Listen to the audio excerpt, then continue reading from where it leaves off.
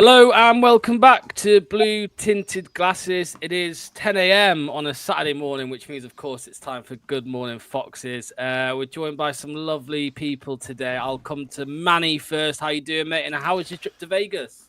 Oh, Vegas gets rougher when you get older, mate. I can tell you, it's not as easy as it was when I was in my 20s, but it's still always fun. Good stuff. Good stuff. Kate, how's it going? Yeah, I'm good, thank you. Trying not to be blown away here, but yeah, it's good, thanks. Good. And Anil, my partner in crime, how's it going, mate? Yeah, I'm good. I agree with Kate. I wasn't expecting the storm. I just thought I was going to be a storm in a teacup, as they would say. But no, it was actually quite a big ass storm, and actually a little bit scary, I would say. There's a lot of stuff shaking around, so do take care out there and drop us your storm stories in the chat.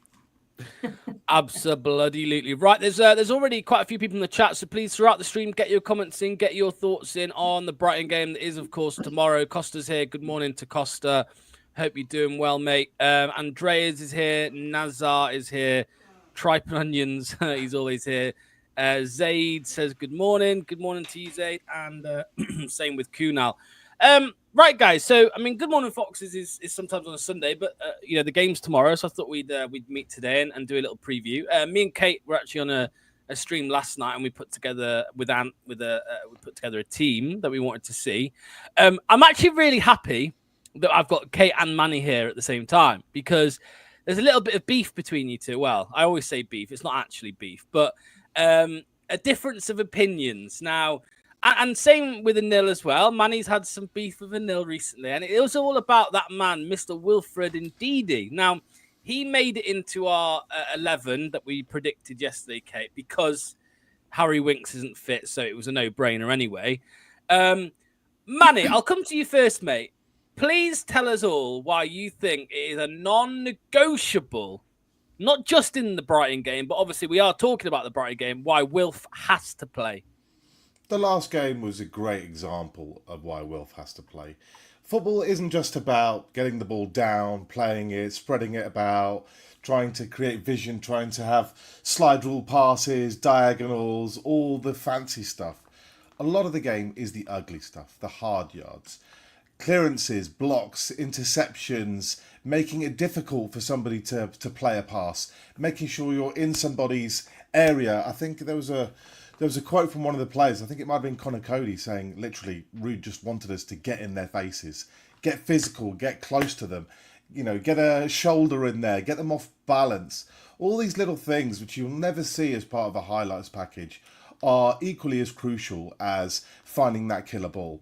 And I know we've been discussing this over the last recent few shows, but there is a requirement for somebody to do that. And as much as we have players like Sumaro who have that as part of their game, that's not really fully their game.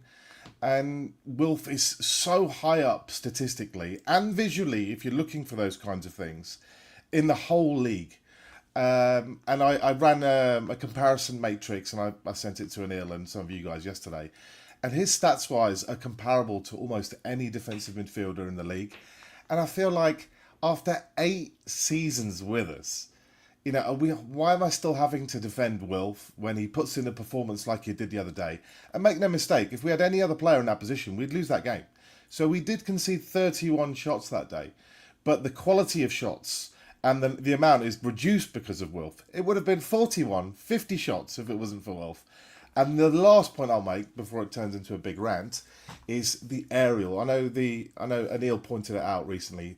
But the amount of headers that man wins, especially with our recent record at set pieces and corners in particular, absolutely vital for the team, Wilf. Kate, you've just heard what Manny had to say there. How would you respond to that? I agree with Manny on lots of points. I feel like he's describing peak Wilf, and I don't think we've seen enough peak Wilf to this season in particular for what we know him as. He's been played in a different position and a more attacking position. And trust me, watching him live in that position, his second touch is a tackle, which might be why his tackles are so high. So he doesn't have the ball control to be playing where he is, and he's not playing the role that he used to play. I loved Will for the first 5 or 6 years. I thought he was absolutely brilliant. I mean, we were worried about losing Kante, and he was more than a decent replacement when he came in. But in terms of what we need him to be, in terms of link-up play, threading the ball through, he can only really pass the ball straight forward in a straight line. That's all he can do. He can't spray it, and he's in a position where he needs to spray it more. His aerial prowess is good. And I thought he did play really well on Tuesday. But like I said last night, I feel like that was a long overdue performance.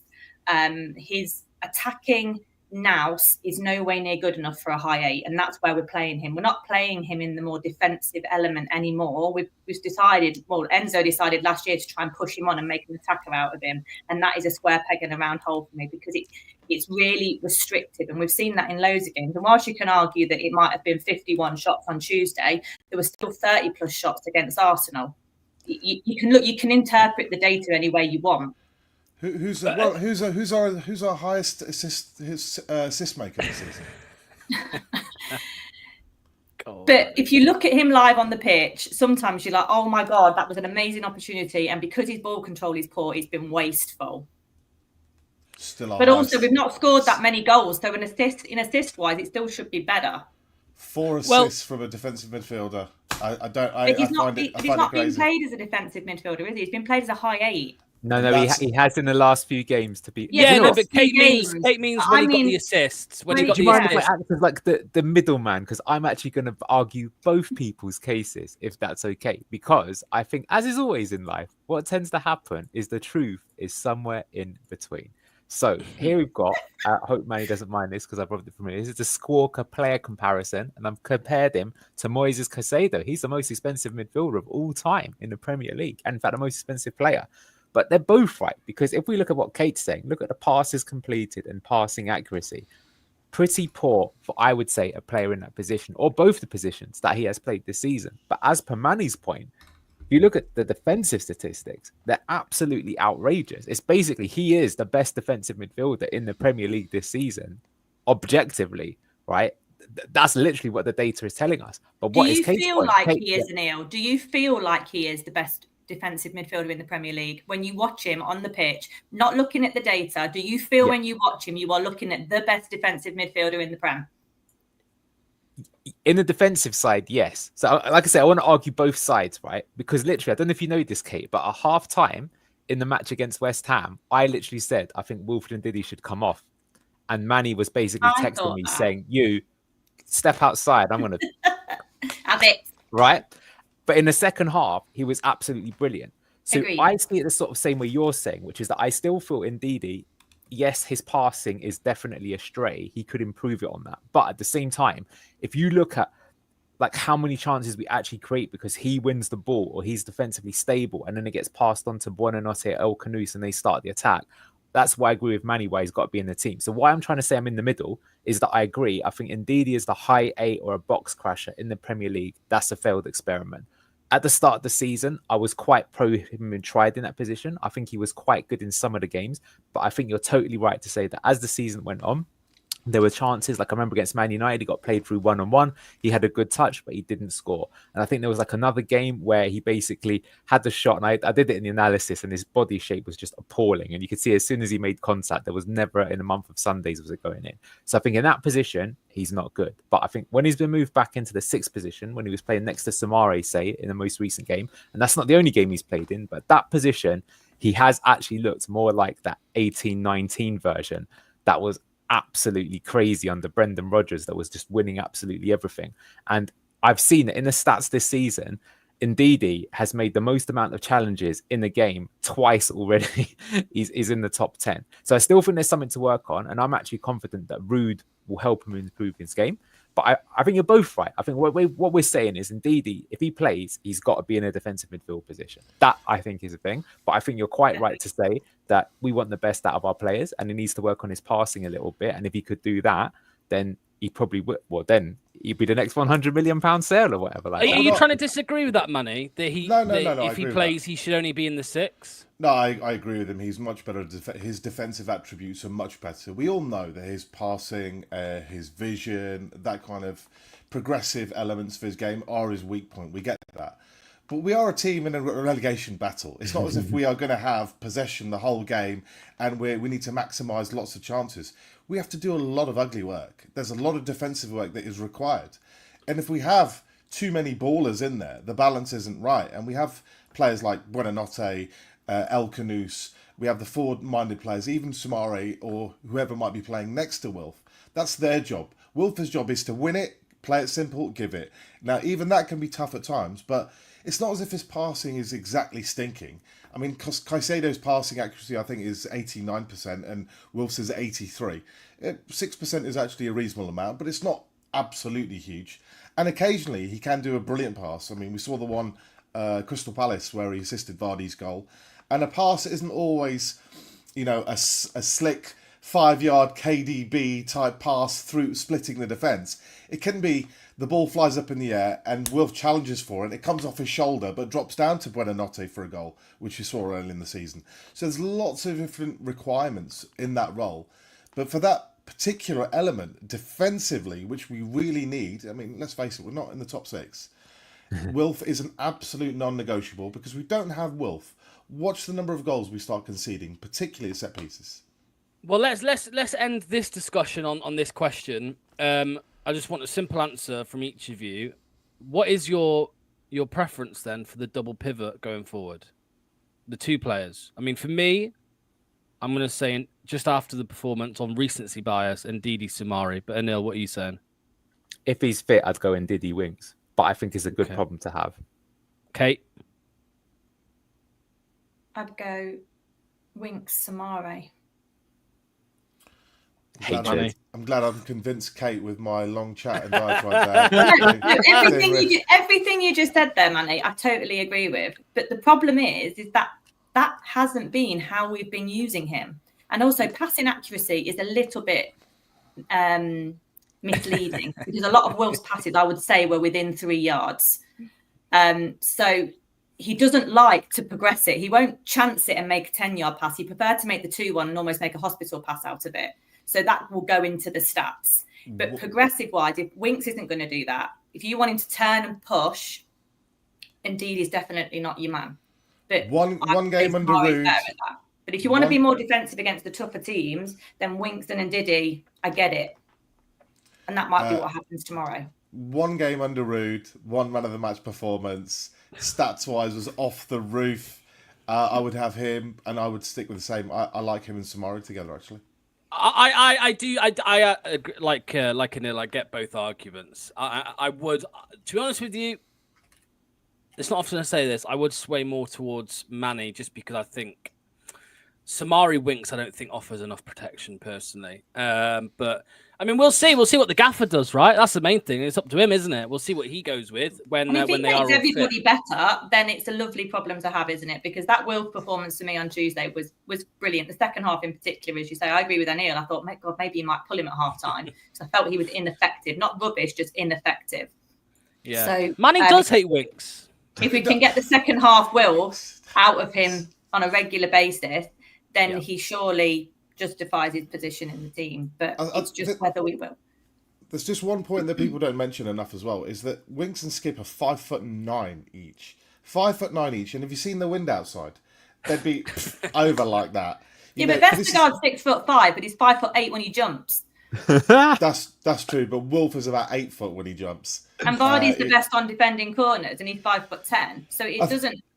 That physicality is important in this league, though. It really is, especially in the modern athletic game. And I feel like if we have, particularly because we are under the cosh so much, is that you just can't have lightweight in terms of physicality in that area. Rude is asking them, specifically asking them to be a bit more physical, to get in their faces, to really try and rough teams up just a tiny bit. And you can't do that with Winks or Skip. So I would go with Soumaré and Ndidi. We are gonna do a little bit as well of tactical stuff with Anil soon, but just so we can obviously preview Brighton. But I want to just stick on the fan debate for a little bit longer, and it goes to that other man that we were discussing last night, and what's a man that's been in discussion for the last few days is Mavididi. So this one is in discussion because we've got no Facundo Buonanotte. So this one really is a dilemma for Rude for tomorrow. I'll start with the reasonable person first, Anil. I'll start with you first this time. The neutral, should I say? The neutral. Yeah, Anil, Mavididi. I'm not his biggest fan. Manny, I think that's another non-negotiable for Manny for some reason. Mavididi, I don't know why, but nearly Manny, nearly. Come on. What's your take on it, Anil? Because he's an option to start on the left tomorrow if Bilal comes into the 10. Should he be the man to play on the left? Because I don't think he should be. At the moment, he's off form. To answer your question, I think a lot depends on training. Like, if he's having a good week in training, I would be happy to start him. If he's looking more like the player that's been coming on recently, then I think I would go for someone else who's in form. That's all it looks like. When Mavididi's on form, he looks great. When he's not, he's not so good. I think the bigger question with Mavididi overall, and I don't think this is a surprise, is that, like, let's say we didn't get relegated to the Championship and we stayed in the Premier League, would we have signed Steffi Mavididi? I'm a big fan of him. I think he won me over, but he could be one of those players, and a few players fall into this category where they're too good for the Championship and not good enough for the Premier League. That was something that a few Foxes fans did speculate could be the reason why. It's still a good signing to make because he's going to get you out of the Championship. But when you get to the Premier League, he might struggle to sort of consistently provide performances. So we might be seeing something like that. But look, I think judging any player playing in the Steve Cooper system is not probably showing them in their best lights. I think he still had plenty of good games this season, including some where he's been man of the match. So he's definitely worth a few more tries. I think if Buonanotte was able to play, obviously he can't because of the loan agreement, then he wouldn't be starting, right? We'd start basically the same team as last time round, maybe with a few tweaks. But as that isn't the case, maybe he comes in. I think it depends on what way Ruud wants to go, though. I don't have a problem either way. I suspect he will start, though. That's my suspicion. Yeah. Right. Who do I come to first? Kate, tell me why you don't think Mavididi is the right man. I mean, I know we spoke about it last night, but there's some viewers here that weren't here yesterday. So, why don't you think Mavididi is the right person to start tomorrow? I just think at the moment he seems to be working more as an impact player. And I think against teams like Brighton, I think we'll come under the cosh straight away. And Mavididi you are down to 10 men defensively straight away if you're under the cosh from a top team. He doesn't put the shift in defensively, and that might not be him doing that on purpose. I'm questioning his fitness because a few up and downs against West Ham, he was absolutely blowing. And I do worry about his fitness and his adjustment to the Prem. And I think he's just going to be one of those players. I'm not at all thinking in terms of he's not good enough for the Prem at all. I don't think we don't know either way, really. We've not seen enough of him. But I do think he's going to be one of those players that really will need the man management and the fitness work from Ruud. So Ruud will need to put his arm around his shoulder more so than he would do, say, Stamare at the minute or Fatawu, for example, because some players just need, it might be a confidence issue as well. Mavididi doesn't look like the type of player that would admit he's having a confidence issue because he's got a certain swagger, but he has because he's not quite ticked yet. But I just think defensively you can't afford to miss out on that, and that's why I think Jordan might come into the mix tomorrow, because he's just better at the hold-up play, and that seems to be all we talk about with Jordan. He's better than that. He's scored some amazingly important goals for us, but his hold-up play in general now around being a bit sort of cheekier with the ball possession, winning fouls and just taking the heat out of things will be the safer option, with Mavididi potentially coming on as the impact sub. Manny, there are some comments in the chat saying that Mavididi gives people Damari Gray vibes. Now, you say some questionable things, Manny, in my opinion. Ragsy was on the channel the other day, and he says he would take Mavididi over Harvey Barnes all day. And I thought that was crazy. But is it unfair to say Mavididi is Damari Gray vibes? Because you could argue we haven't even seen Damari Gray levels from Mavididi yet in the Premier League. I'm sorry to say it. Like, he's not. What's he actually? I know he scored against Palace and he's made a little bit of an impact coming off the bench, but of recent, mate, he's not been there. I think fans have terribly short memories. That's what I think. We're talking about the Premier League, Manny. Premier League. He hasn't started for the last 4 games, so that's. Under Cooper, he wasn't really starting at the end. It's hard to say he's out of form when you're not really playing or when you're getting 10, 15 minutes on. The truth is we don't really know if he's in form because he's not had a consistent run of 90 minutes where he could get into form or really show his game. Also, he's been in a struggling team, but let's not forget, he was a player who was our most attacking threat after Vardy last year. I think it was about 3 less goals than Somerville last season in the Championship. He's also didn't start the season with Cooper, was dropped for the first 2 games, despite not really doing anything to deserve to be dropped. And the key point is, I think everybody's mentioned it, that he is a confidence player. So if you don't play this guy, his head will drop even further. So what's the point in having him in the squad? You really have to nurture him. You really have to show him that you have faith and belief in. And in terms of this season, Premier League, by the way, he's outscored and assisted the likes of Phil Foden, Jack Grealish, Savio, and Bernardo. That's all 4 Man City wingers, by the way. So if we want to talk about... come on, mate. Hey, look at that again. I make the effort of looking into the numbers, looking at the details. You could pick out a Southampton player right now and say they've scored more than Foden. Correct, though, mate. Correct, and that shows how difficult it is to be a consistent winger in the Premier League. In fact, apart from Mo Salah, there probably isn't much of a consistent winger in terms of every week looking good. Every winger is having consistently run of bad games, and he is an X-factor player. He's one of those guys who can beat a man, who could do something magic. Okay, he might stick it in the top corner. He might stick it in the corner flag. We just don't know. But I like the fact that he offers something that none of our other players do. And it's all about the alternatives. It's always relative to who else do we have in that position. And I kind of see where everybody comes from, because I do think he can work hard if you can motivate him to do so, and that's a management skill. Under Enzo, I never really felt that there was a problem with his work rate, to be honest. I thought his work rate was pretty good. I think the problem has been under Cooper, and it's very difficult to judge a player when they're in an unhappy environment with an unhappy manager.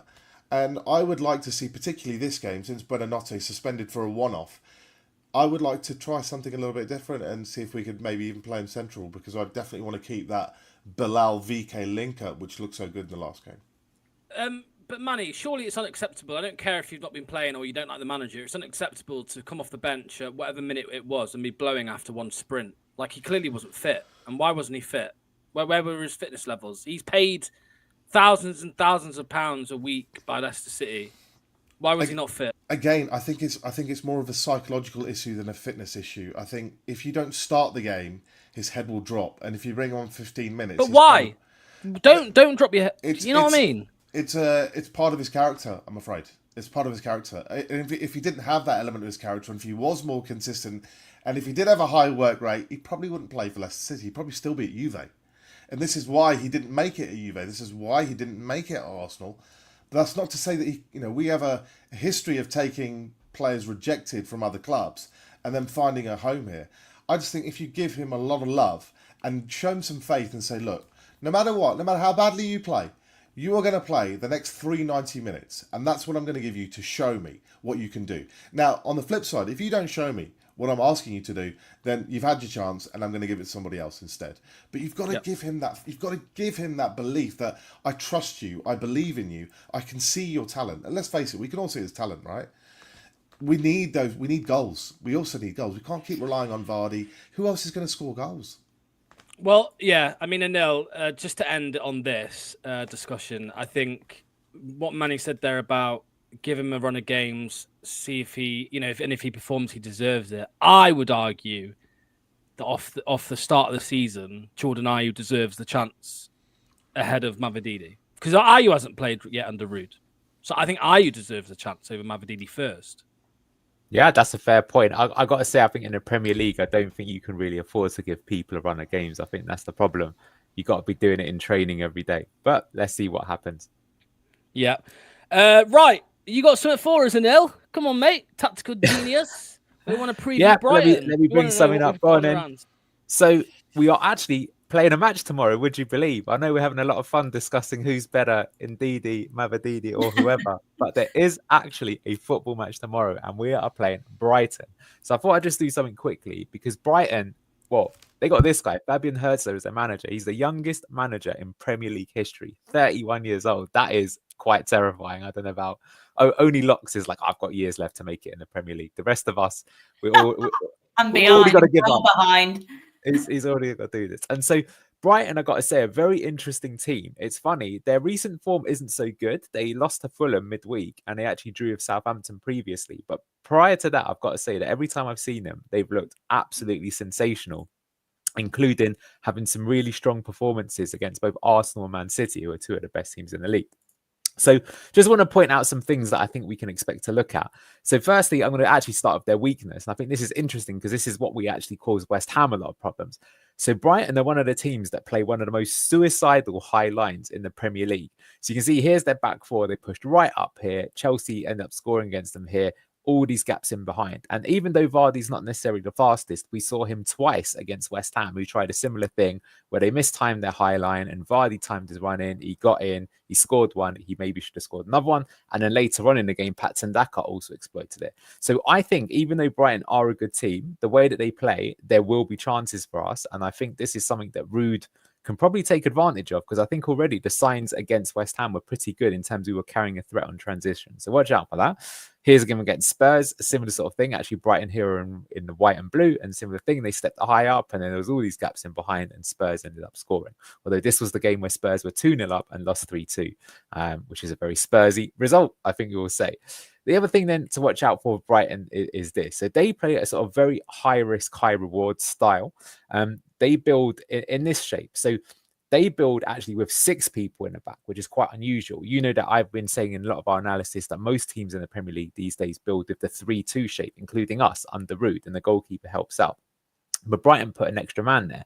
And the reason they do that is you can see here, they got up against this Forest, I think it is, and there's 5 players here and they've got 6. So 6 is more than 5.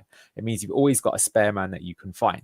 And so what they're going to do is they're going to play the ball around a lot at the back, always trying to find a spare man. It's a bit like Maresca's style, but I would say an even more evolved form of it. This is something that they did under Roberto De Zerbi last season, and they've continued to do it this season. But you'll see that then as they sort of building up the phase, this is sort of how high risk they are. They'll only have 2 players here at the back. Now, if this was us, we'd have 3, right? So there's pros and cons to it. The advantage is that means they're going to have another additional man in midfield who they're going to look to find, and they're going to be looking to find a certain player in particular that I know Manny's a big fan of, who will come into a moment.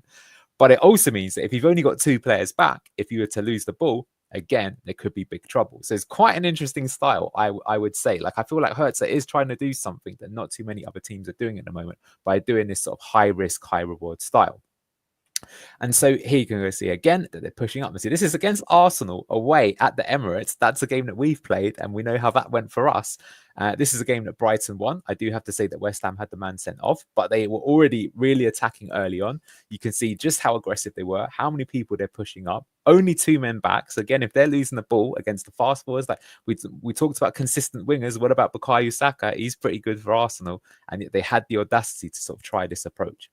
So what they're looking to do, Brighton, by having this extra man in certain times when they play, is that they're trying to exploit a concept called the third man. So basically, you're going to play the ball, find a spare man, and then that spare man's going to have like a one-touch pass that they can make, and that's going to give someone the chance immediately. So what we've got here is that they just sort of played it out. The defender's going to play it into this player, who's Carlos Baleba, who is the player we're going to come to, who I know Manny's a big fan of.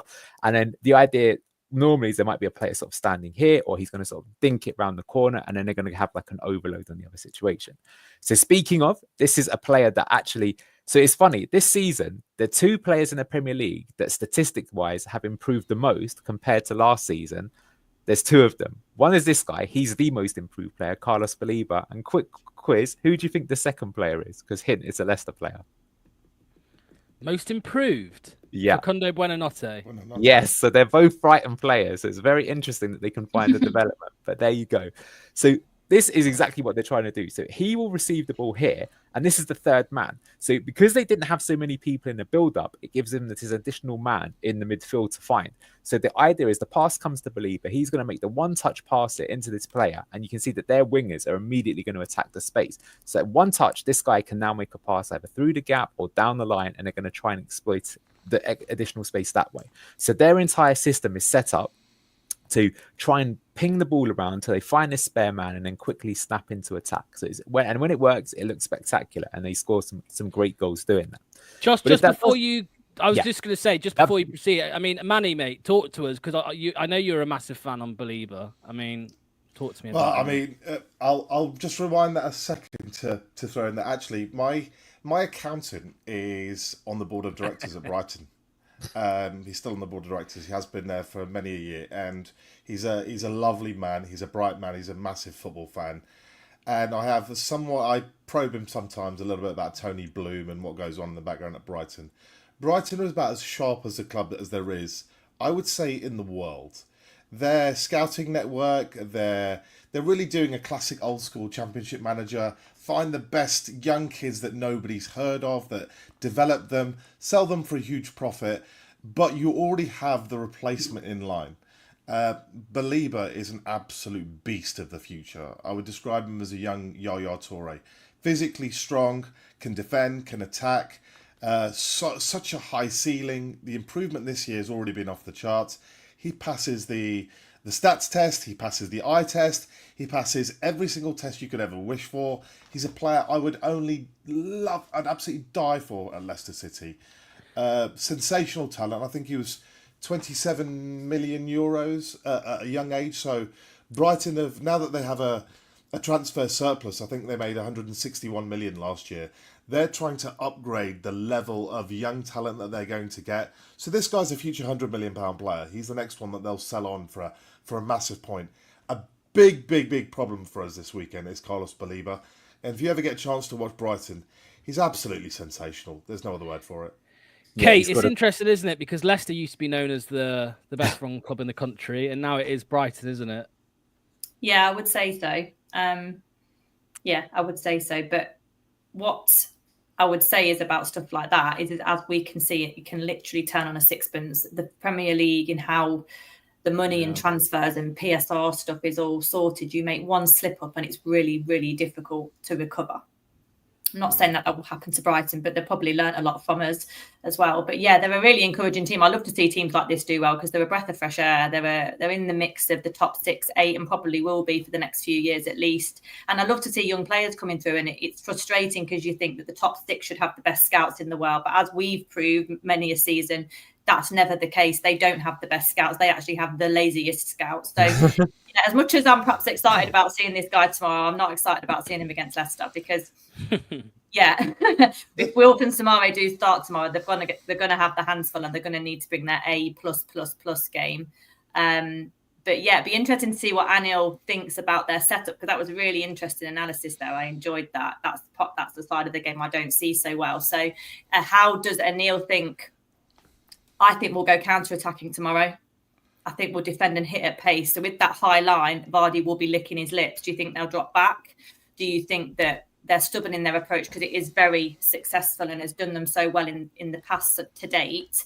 How does Anil see us setting up for a counter-attacking, fast-paced attacks? We have got pace in abundance, and I would love to see their fastest player against Samare bombing down the middle. Like it would be, I think it might be quite an interesting spectacle on that side of things. Kate, you hired as one of the assistant managers on the touchline there next to Manny and Locks when we take charge of the team tomorrow. So that's exactly right. I think that exactly is going to be how we approach the game. What I will say, though, that my sort of one word of caution is that Brighton, they look to create those kind of spaces, like I've said here. So I think that what Rude will do, and he kind of did it against West Ham, is we'll drop more into the mid-block to try and avoid this situation happening so much. So you're trying to take like their A game out of the equation. But unfortunately, Brighton also have quite a strong B game. And this is their B game. They have a plan B? That's not allowed. Oh, exactly. These cheats. This 31-year-old cheater, he's got multiple tricks in his bonnet. So what they'll do is they'll push up, and basically what Brighton are really good, and I think this is a big change that they changed in the sort of last season, because let's say under De Zerbi, if this didn't work, this strategy, they would then bring the ball up, but then rather than attacking when going up, as strange as this would sound, they would actually pass the ball back to the goalkeeper, their own goalkeeper. And the reason they would do that is because they're actually trying to lure the other team to come out again. So again, they can find the space in behind. So that's actually why some teams do actually go backwards, because almost like they know that they're not that good when they get the ball sort of high up the pitch to kind of make the extra angles and stuff. But this season, Brighton are much better at that. And that's, I think, the one word of caution, because I think Rude's tactics against West Ham worked well, because we sort of said, you know what, West Ham, you can have the ball in this sort of situation where we're going to have like our deep, compact 4-4-2, because although you've got good players, we're going to restrict you to having shots or crosses from outside of the box, and we think we can deal with that.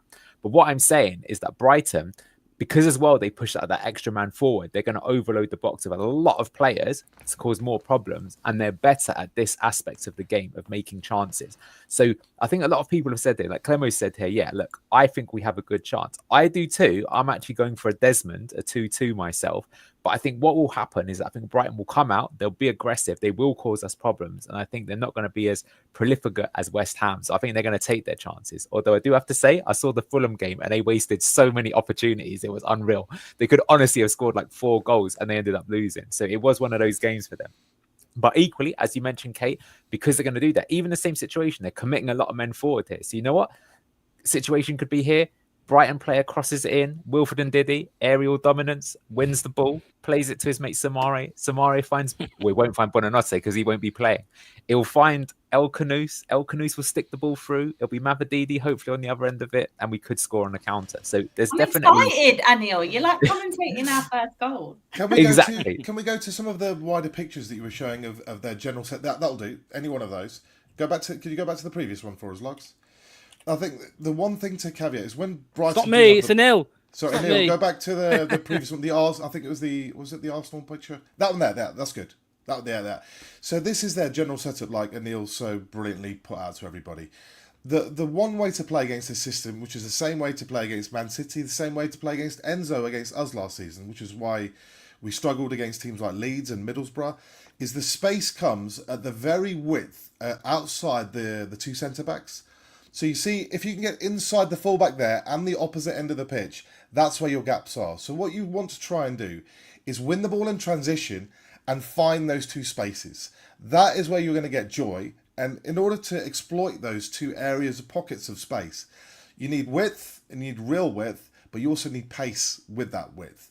And this is one reason why I wouldn't play Ayou, is because we need speed when we do get the ball, because Rude has already shown his intent. We want to play compressed. We want to play centrally. Let's pack it in the middle. Let's make it difficult for us to break through. And if we win the ball, we have to spring on them. But we have to find that space out wide. So that's another reason why I'd like Mavididi to play. Absolutely. And I'll just end it finally by then saying, Belieber is definitely one to watch out for. But the one that I'm a bit nervous of is this guy. You must have seen him, Kaoru Mitoma, left forward. I think he's been one of their best players this season. In this sort of instance, it'll be either him or this is actually Yakuba Mintez, another player they signed. But on the other side, it'll be Mitoma running, great dribbler. JJ, we know, not been in a best form. Even if he's got protection in this particular game, one-on-one, I would probably back Mitoma. He's literally a player that did a degree in how to dribble. He can't make it up. He actually did his masters, and the way he did it, he put a camera on his head and he did his own research to say, oh, if I do this body shape, I can make the other person, drop down and stuff like that. So there you go. That's just a little bit about Brighton. Very good team. I think there is something available for us, but it'll be a tough game. But after seeing Rude midweek, I'm feeling that we have a chance. I think, Yeah, I mean, obviously, let's come to a close on this. By the way, people in the chat, whoever's watching, start getting your score predictions in. Kate, I know you gave a score prediction yesterday and all of that, but after seeing the analysis from the tactical genius that is Anil, has your opinion changed at all? Do you still fancy Leicester getting a result? What are you going with? It swayed me a little bit to think we may lose. Great. Cheers, Anil. It's just what has let us down is ourselves in most games where we've lost. And it's all about concentration and discipline. And they're very well drilled. And that's why Forest spanked us, because they're so well drilled. They weren't better than us. They were just drilled. So it just makes me wonder, has Rude had enough time to drill them? Tuesday we could argue is a bit of an anomaly because it's new manager bounce. Every player puts an extra 10% in because they want to get selected next game. So it could be counted as a bit of an anomaly. I hope not. I hope that's the start of a thread of pattern that we see with Rude's style of play and the players' engagement in Rude. But I think we've got to be totally on it to keep some of this football at bay, and which is why, like, I understand totally where Manny was saying about using Mavididi for the pace on the counter, but as a flip to that, and there's no right or wrong with it, as a flip to that, I don't think we're going to be having loads of the ball. And is he going to provide enough protection with VK? Because VK can sometimes get overrun a bit as well. He can sometimes try and be aggressive and then gets caught out with the runner behind him. So I've often found myself at games saying, Mavididi, come and help, because he doesn't.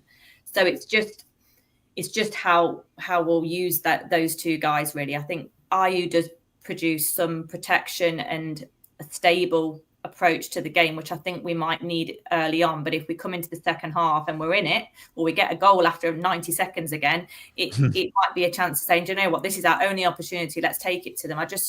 It's just going to be difficult because they are a really experienced, well-drilled team, and we've got to be the same now. There's no time for lacking concentration. There's no time for losing focus.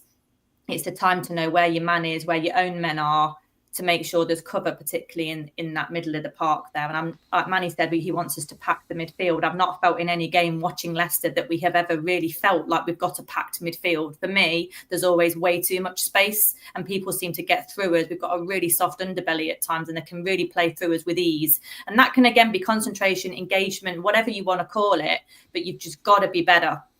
So it'll be interesting. But yeah, I think, to be optimistic, I think I'm going to stick with my Desmond. Okay. Manny, what are you going with, mate? And also, I want to throw this into the mix. We're talking about Mavididi and all that, and the options. Ayou, could Cordova-Reid make the starting 11? You don't think so? You don't think Rude would consider it? He did okay when he came off the bench. He was okay. And he will offer more... He'll offer more defensively than Steffi, mate. Steady on, boys. Come on. 5 minutes. A good 5-10 minutes here. Look, I've got nothing against Cordova-Reid. He's a useful squad player, but when we don't have enough injuries for him to start is the absolute truth. That's the way it is. And I think we've had 2 home wins this season, and both games have been fairly similar in that we've been absolutely battered in terms of shots conceded. Bournemouth smashed us that game, particularly the second half. The last game, West Ham have had a lot of chances, and I expect this to be very similar format. They'll have most of the ball. They'll have most of the chances. Can we be compact? Can we ride our luck at times? Mads obviously has to have a great game, but can we be clinical? So we might only create a third of their chances, but the quality of that chance is much higher than the average chance that Brighton are likely to have. So because they will overcommit, it's the nature of the way they play. Emil's already spoken about their high line. We have to have that counter threat. If we have that counter threat, often a counter chance is worth 3 or 4 kind of normal play chances if you're compressing the opposition. So I think if we follow the same format as the last game, we will have to ride our luck, and it's all a question of will they be clinical enough to take their chances. And I hate saying about opposition strikers, because I know if I start slating their opposition striker, he'll score against us. It always happens with Welbeck. I always knock Welbeck and then he scores against us. And it's just, I'm going to try not to do that this time. But I'm caught up. A part of football is not just tactics and stats and the rest of it. Part of it is emotion and feeling. And the more and more I watch Rude, I watched his press conference the other day, I'm already falling in love a little bit early, I think. I think he's so shrewd. He's very, very sharp. He understands exactly what is required in terms of a balance between the way that you want to play and the adaptation for the opposition too. Home win? Yeah, I think I see a home win. It might not be a deserved home win or a pretty home win, but I think we can follow the similar format that we might get a little bit outplayed and people say, how do we win that game? But we can get across the line with a win again, I think. Score? I'm always a big believer in, I like 3-1s, so 3-1. There we go. And Neil, you said in your analysis again, Desmond, is that what you're sticking with, mate? Yep, that's what I'm going to go with. I think it depends on what Brighton team turn up. I think if they turn up and they play their A game, they're a really good team. They're pushing Champions League for a reason, but they haven't been on form recently. And I think we've got the players and potential set up to cause them problems. Be interesting to see who starts. I actually could see Daka start, although I think Vardy will maintain his starting position. There we go. I mean, we'd all be happy with the draw, wouldn't we? We'd all be happy with the draw. But even if we lose, I think we'd all be happy if we put in a solid performance and fight till the end for the whole 90 minutes, which we haven't seen too much of this season. Okay, let me just bring up some score predictions from the people earlier in the chat. So Henry says 2-1. T. Smith says 0-0 or 1-0. Pick one. Zaid says 2-1 Leicester. Clibo says 1-1. Rye said 2-1 Leicester. Costa 3-2 to the City. Tom 3-2 win. Andrea's 3-2. Quite a few 3-2s here. Clemo's going with 2-2. And I think that's it. I'm gonna stick with a loss. Unfortunately, I think we'll lose 2-1. Sorry to be a downer there, but yeah, it's just what I think will happen. But again, like I said, if I see let's end on a high, shall we? Yeah. Well, yeah. Chester's going with a 1-1, and Clemo ends us there with a draw. Is also a great result against Brighton. I know you did it last night, Kate, but do it again. Where can people find you? All that stuff. I'm on X at Kate Blakey 40, so follow me on there. I'm on Leicester Till I Die TV once a week, every Tuesday, for like a summary Chatting City show, and I do some BBC stuff as well. I do the BBC Sport Fan Contributor section every other week, and I do the odd When You're Smiling podcast as well. Is there anything you don't do, or not really? Manny, where can people find your unbelievable football opinions, mate? You'll see my ugly mug with you wonderful people on this show, sometimes on Fast Fab. You might see me in the odd Friday night in Vegas and the odd Saturday night in London every now and then too.